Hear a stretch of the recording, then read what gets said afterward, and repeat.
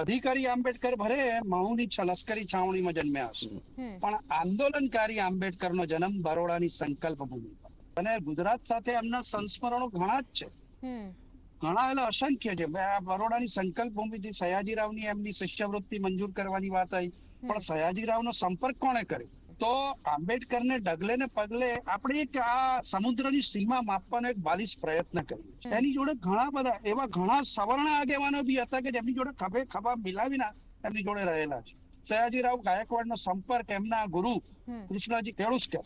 આ કેળુસ્કર યાંદે એ બરોડાનું આખું ગેઝેટ ગીરગાંવની પ્રેસમાં છપાતું, અને યાંદેને કહ્યું કે સયાજીરાવ જોડે આમની મુલાકાત કરાય, અછૂત વિદ્યાર્થી છે, આમ શ્રી અને સરસ્વતીનો સંગમ કરાયો હોય તો કેળુસ્કરે કરાય.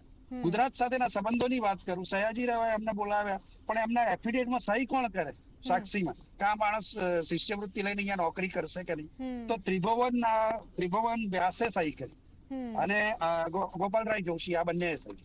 એનાથી આગળ વધ્યું નવલ ભાથા, એમના પારસી ગુજરાતી મિત્ર હતા, એમણે મદદ કરી. આ ઉપરાંત એલ્ફિન્સ્ટન કોલેજમાં એ ભણતા હતા ત્યારે કેન્ટીનમાં એમને જવાનો પ્રોબ્લેમ ઉભો થયો.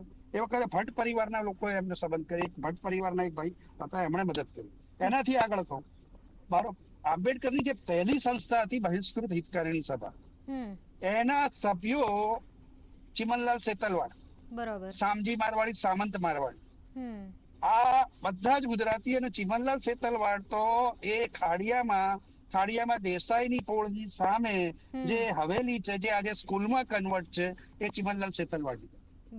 આનાથી આગળ બાબા સાહેબને સૌથી પહેલા લેજિસ્લેટિવ એસેમ્બલીમાં કોઈએ મોકલ્યા હોય ને તો બરોડાએ મૂક્યું. 1913 ની અંદર પેટલાદના શિવરામ જયરામ વણકર એની જગ્યાએથી જે જગ્યા ખાલી પડી, એ જગ્યાએ સયાજીરાવે સૌથી પહેલા એમની નિમણૂક ત્યાં કરી. એટલે એ બહુમાન બી આપણા નામે છે.